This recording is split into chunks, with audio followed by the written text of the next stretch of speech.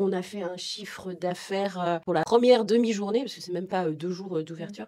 On était déjà à 3 000 €, donc c'était déjà énorme pour nous, inattendu. On a ouvert, le vendredi à 14h30 exactement et le soirée, on avait prévu l'inauguration, avec, à peu près 150 personnes de présentes, au total sur toute la journée du vendredi. Donc ça a vraiment, très bien fonctionné. Après, tous les créateurs, tous ont vendu. Donc pour nous, c'était le défi, c'était le challenge et on a eu notre deuxième week-end d'ouverture. Pareil, on est sur la même lignée, on a le même chiffre d'affaires, on est très contents. Bonjour, nous voici à Saint-Vexin-l'École, à la boutique WA, Waouh! concept store éphémère.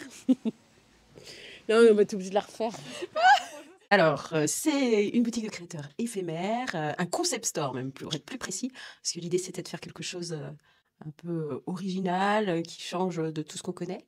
Dans le cœur de notre ville, Saint-Mexin. Alors, c'est une petite ville de 7 000 habitants. On a un marché qui dynamise évidemment la ville tous les samedis. Après, c'est vrai qu'on a un centre-ville comme tous les centres-villes qui se meurent.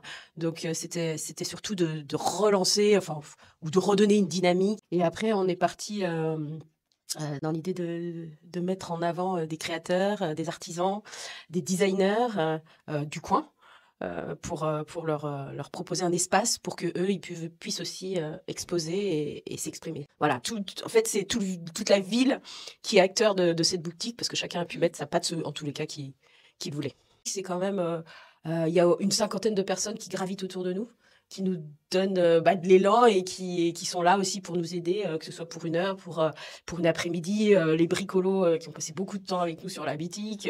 Il y a ceux qui nous apportent un petit gâteau pour nous réconforter. Enfin voilà, il y a toute une équipe qui gravite autour C'est ce de qui nous. alimente aussi le réseau, en fait. C'est ce qui Oui. fait que le projet marche et intéresse. C'est parce que justement, tout le monde vient donner un peu un coup de main. C'est un peu comme une grande famille, quoi. On a Céline qui est prof de dessin sur le lycée et un jour qui m'envoie un SMS qui me dit Myriam, est-ce que ça te dirait que je vienne décorer tes vitrines? Et donc, bah oui, allez, vas-y. Donc, elle est venue avec ses poches-là et en avant, elle nous a fait les vitrines. Il y a toujours des nouvelles personnes.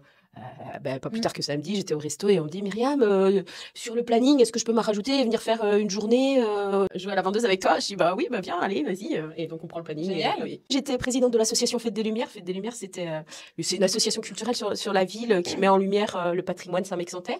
Il y avait un marché de Noël. Avec le bureau, on a voulu faire un marché de créateurs, mais avec des artisans locaux, des choses de qualité. On a ôté tout ce qui était made in China, donc on s'est fait regarder avec des gros yeux, se dire oh non non.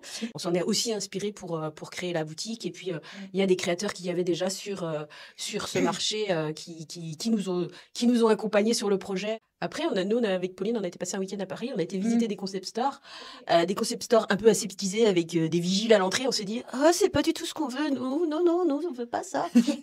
Donc, nous, on voulait un cabinet des curiosités, Quelque chose de chaleureux, quoi. rentrer dans un magasin et qu'on s'y sente, dans une boutique et qu'on s'y sente bien, et puis que les objets aient une histoire, qu'on les fasse parler, qu'on les mette en scène. C'était tout ce côté-là qui nous intéressait dans l'ouverture de cette boutique. Alors, on n'a pas voulu faire de zone dans le magasin. On veut que ce soit un cabinet des curiosités. On veut que les yeux aillent un petit peu partout, qu'ils se posent aussi bien sur le plafond que sur ce qui est posé au sol. On a différents créateurs dans la boutique. Donc, on en a 32 aujourd'hui. On a de la céramique, on a du métal, on a de l'osier. On peut trouver de la poterie, du carton, de l'impression 3D. On a aussi toute une sélection au niveau de l'épicerie. On a des producteurs qui sont là. On a du métal. Est-ce que j'ai dit la vannerie? Je ne sais plus. On a des céramistes. Et voilà, on a vraiment un choix très varié. On a essayé de ne pas avoir de doublons sur les créateurs. On a des créateurs qui ont des histoires, donc ça c'était important pour nous.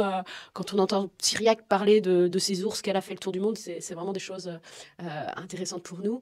On a aussi laissé la place aux jeunes, parce que c'était important, avec une créatrice de vêtements qui est toute jeune dans le métier et qui se lance, ou une vannière qui a changé carrément de cap, de pharmacienne qui est devenue, qui a passé son CAP de vannerie. On a l'impression 3D. Moi, en tous les cas, je ne maîtrisais pas vraiment les artistes de ce côté-là. Et donc, du coup, ils sont venus se présenter à nous via Alix. Donc, c'était aussi intéressant. Alors, aujourd'hui, sur le magasin, ce qui s'est vraiment bien vendu, c'est la céramique, la poterie, les sculptures. On a aussi tous les petits bijoux. Ça, c'est quelque chose qui plaît beaucoup sur Noël, donc les bijoux, les cartons de Noël. Mais vraiment, tous les créateurs ont réussi à trouver des acheteurs sur tous leurs produits. On a aussi pris des choses, des créateurs, on voulait des créateurs un peu originaux, comme les culottes Pampan Cucu. C'était vraiment un clin d'œil, c'était rigolo. Et voilà, les culottes Pampan Cucu. C'est des culottes toutes refaites en matière recyclée parce que c'était important aussi pour nous d'avoir des produits locaux avec des produits naturels ou recyclés. On voulait vraiment éviter que les gens aillent sur Amazon acheter leurs cadeaux de Noël et trouvent tout ce qu'il faut dans la boutique. On a des auteurs aussi. On a des auteurs locaux. On a 2 auteurs locaux qui vont venir sûrement en dédicace courant décembre. Parce que le but du jeu aussi, c'est de faire vivre le magasin avec des ateliers ou avec des dédicaces. Et puis, on aimerait aussi que certains créateurs viennent parler d'eux, viennent nous parler de leur parcours. Parce qu'aujourd'hui, il y a beaucoup de gens qui se cherchent et ça peut peut-être donner des idées aux autres. On commence à 2 €, je crois, si je ne me trompe pas.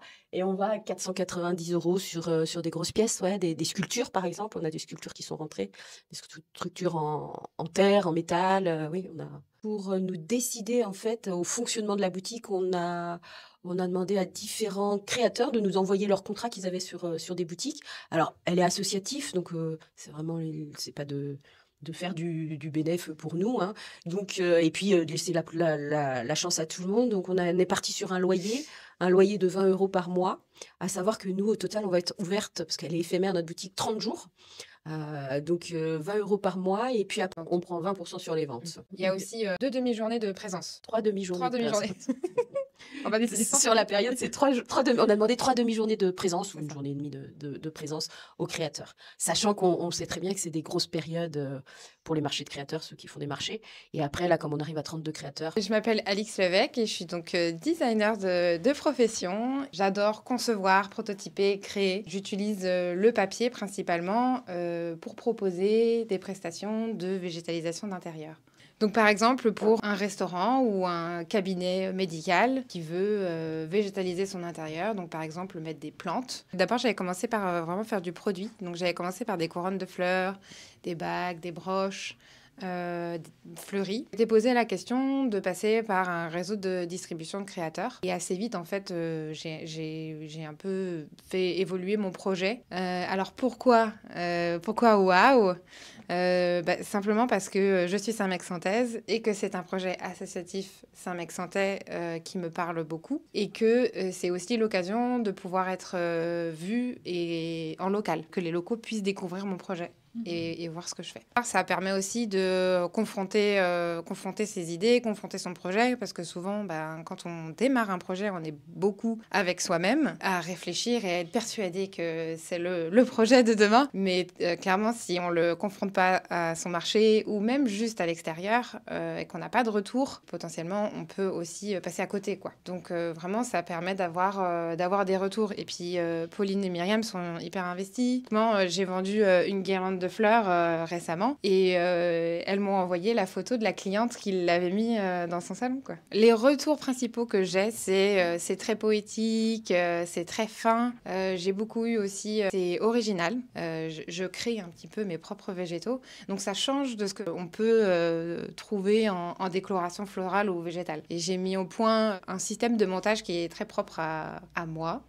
Donc j'imprime des connecteurs en 3D, je découpe mes végétaux à la laser et j'utilise du fil d'aluminium et en fait il y a très peu de colle. C'est vraiment un système d'assemblage pour pouvoir aller plus vite et du coup faire des pièces plus importantes. Donc là ça va de la petite fleur à clipper à un mur végétal. Et j'ai même fait des arbres, voilà, pour faire des scénographies, pour des spectacles, pour des événements. On a un contrat, ouais. Il y a un contrat à signer dans lequel il est stipulé qu'on doit, par exemple, approvisionner régulièrement les pièces pour que voilà, la boutique puisse tourner, les journées de présence, le respect d'autrui, les trucs de base, quoi. Ça va aller. L'idée aussi, c'est de ne pas être tout seul dans la boutique, qu'il n'y ait pas qu'un seul créateur, ou nous, ou un seul bénévole, parce qu'il y a des bénévoles aussi qui vont faire des permanences chez nous. C'est vraiment qu'il y ait plus, qu'on s'ennuie pas, qu'il y ait un échange entre créateurs. Et je trouve ça très abordable. C'est accessible. Pour les journées de présence, ça permet aussi de pouvoir avoir l'occasion de vendre ses créations au sein de la boutique et donc d'être confronté à sa clientèle et de découvrir aussi les autres créateurs qui sont présents dans la boutique parce qu'il faut aussi les vendre. Donc ça permet aussi de connaître le projet des autres créateurs de la région. Ça, je trouve ça hyper intéressant aussi. Alors déco, c'est Dago et Donatien qui ont été beaucoup présents pour toute la devanture et tout l'intérieur du magasin pour tout nous installer. On a mis pratiquement un mois à la faire. On a commencé à aller dans la forêt, à aller chercher des troncs d'arbres morts, à récupérer des branches de sapin. Et puis il y a aussi, on a fait aussi appel à nos connaissances en fait qui nous emmènent des hortensias. Moi j'avais des voitures qui arrivaient chez moi avec des pleins corps d'hortensias pour les faire sécher. Donc il y a toute une effervescence qui est arrivée un petit peu de partout. Et c'est vrai qu'on a mis pratiquement un mois à tout installer, juste la déco sur un magasin qui est à la base pas très très beau pour en faire quelque chose de chaleureux et qui nous correspond dans tous les cas. On a même mis un petit banc devant la boutique et samedi dernier, il y avait 5-6 jeunes qui étaient là, qui ont fait le tour de la boutique et après ils étaient assis en train de papoter sur le banc, donc on trouvait ça plutôt sympa. Ouais. Trop bien. Alors là, la boutique, elle a ouvert le 8 novembre et elle fermera le 18 janvier. Donc du coup, on voulait qu'elle soit éphémère parce que c'est une association, on est 2 à porter l'association, le projet. On veut pas que ce soit chronophage et on veut se faire plaisir. Pour l'instant, c'est un plaisir. Même de jouer à la vendeuse, c'est un plaisir.